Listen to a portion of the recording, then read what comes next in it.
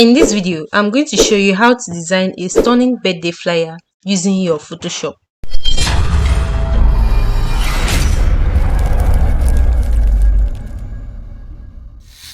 So what we're going to do at this point is that I'm going to change I'm going to take a new layer. So at this point, I'll be taking a square layer.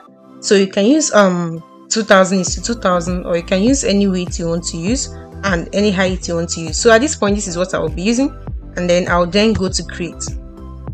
So after I've gone to create, these are the pictures I'll be using for this design. It's already imported here, so all I have to do is that I'll just double click on one of them, then drag it into this second layer, and also do the same thing to the second one. Double click to this and then drag it into this second layer like this. Good.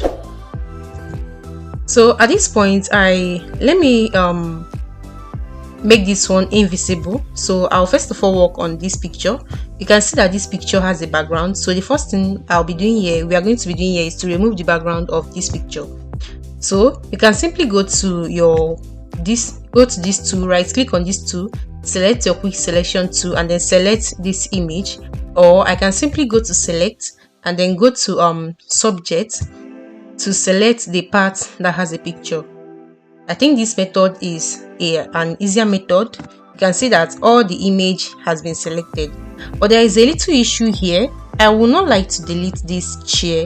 You can see that this person is sitting down. I would also like it to crop out everything here.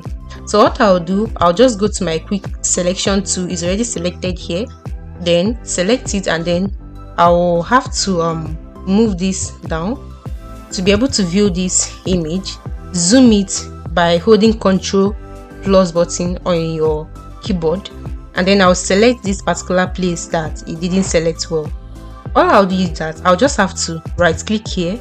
Once I right click, then move this cursor. You see that all these things are selecting. Move them to the layer you want to select. It's selecting this way. So this is how I'll just be doing it. This can take a little time as you're doing it, but just have to calm down to do it, to be able to select the necessary things you want to select.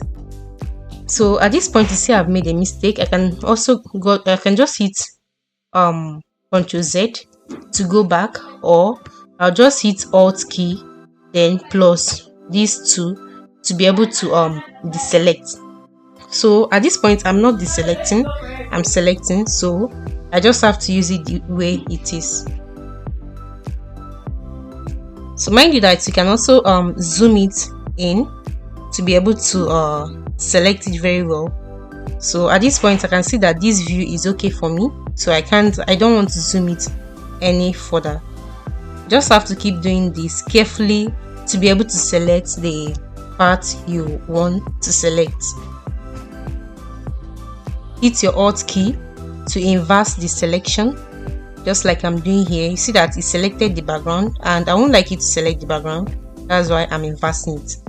So this part is selected. I can also zoom it in to see the unselected part I want to select, then apply the same thing and do the needful.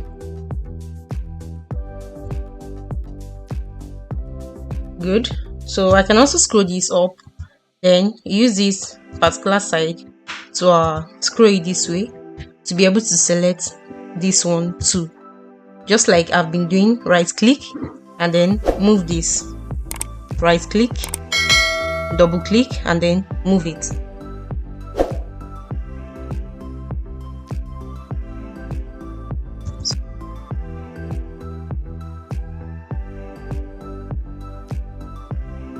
So everything I want to select is already done. So the next thing I'll do is that I'll just go to this select again, go to inverse select, so that it will select the whole background without the picture. Then after that, I'll go to this my picture here, right click, and then go to rasterize layer and hit delete on my keyboard. You see that everywhere all the background is deleted. Then hit Ctrl D on my keyboard to deselect. So I'll just have to make this one invisible, then make this visible to be able to edit this particular picture again. You can see that it's having a background, so I'll just have to apply the same thing I did for the first picture. Go to select, then go to subject and all the parts of the image will be selected. You can see that this one is easier to select than the other one. Just like I did before, I can simply maybe zoom it in to see whether it's selected all the parts I want it to select. So looking at the shoes here, it didn't select everything. So just like the same edit, go to this and then do the needful here, and I'll select this particular place that didn't select. Alright, so this picture is okay now. Good. Then go to select, you go to inverse the selection, and then choose the image from here. You right click and then go to rasterize layer and hit delete. Ctrl D to deselect. So we are done with this, and I can just go to this selection tool here, then place this image the way I want it to be placed. You can see that this image has a little issue because from this chair is not complete, it's cut from here. So you have to place it professionally in a way that it won't be very much obvious like that. So at this point I can just make it to fit in at the middle here. Then this particular one I can just place it here, then go to edit, go to free transform. You transform it to flip horizontal to be facing here, because at this point the hand is cut from the picture, and just place it this way so that it won't be very obvious from there. Then I'll have to increase the size of this a little, make it to cover this space a bit. Then this particular one can just adjust it well.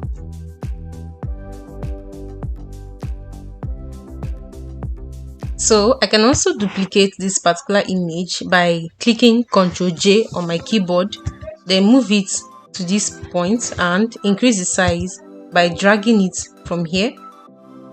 I'll also drag it from here.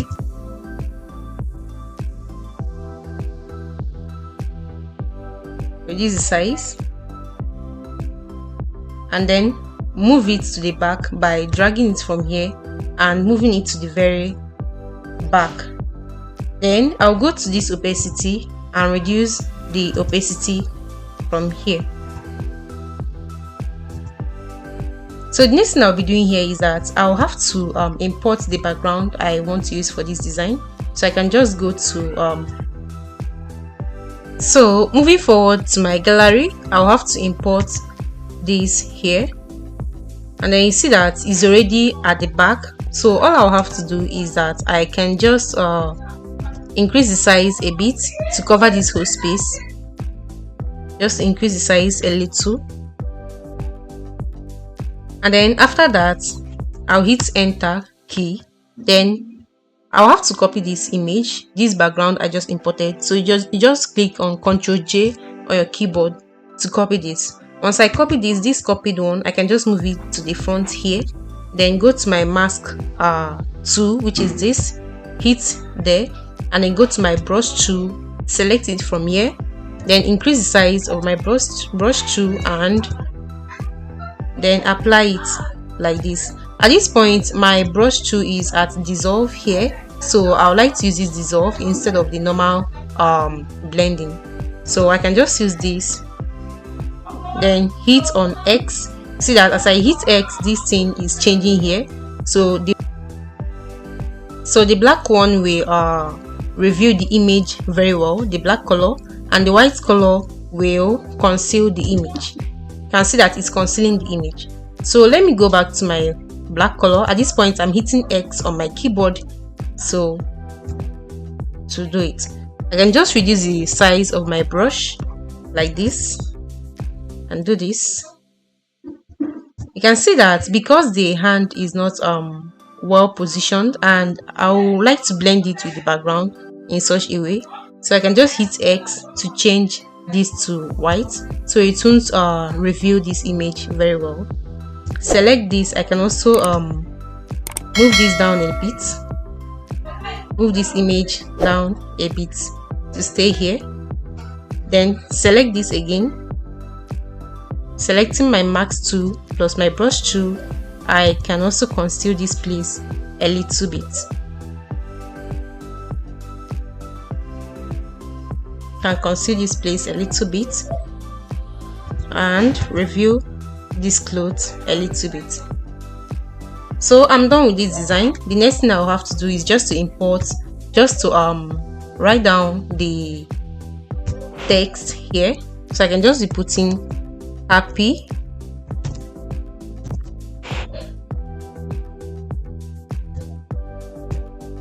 can also just leave this here, then take another text from here, which is birthday. Highlight this, and I would like to change the color of this to red, so I can simply move this up here, select this color and go to my font. I would like to use a very stylish font. I can simply decide to use this, or I can just use this particular one depending on your choice.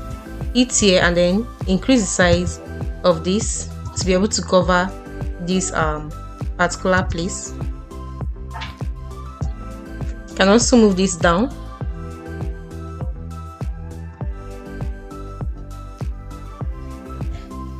and I can just write any text I want to write as a wish here.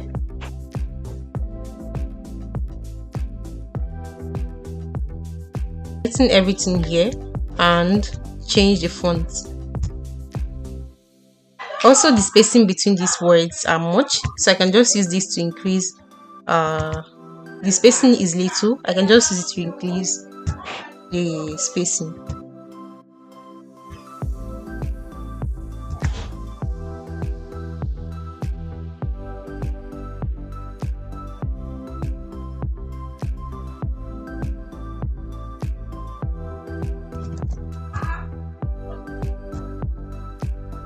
So after that, I can just move it to this point.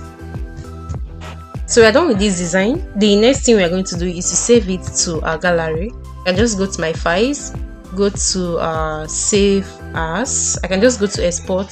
Since I want to be saving as PNG, go to export, then export it to my gallery. So if this video was useful to you, don't forget to hit the subscribe button. Thank you so much for being here. Thank you so much for being on this video, and share your comments in the comment section how useful this video was to you and your experience while designing something related to this. I'll be expecting you in my next video. This channel is about graphic design, completely about graphic design, how you can design a lot of things using your smartphone, your system, and how to build your creativity from scratch. So don't forget to hit the subscribe button, get in touch, and I'll be expecting you in my next video.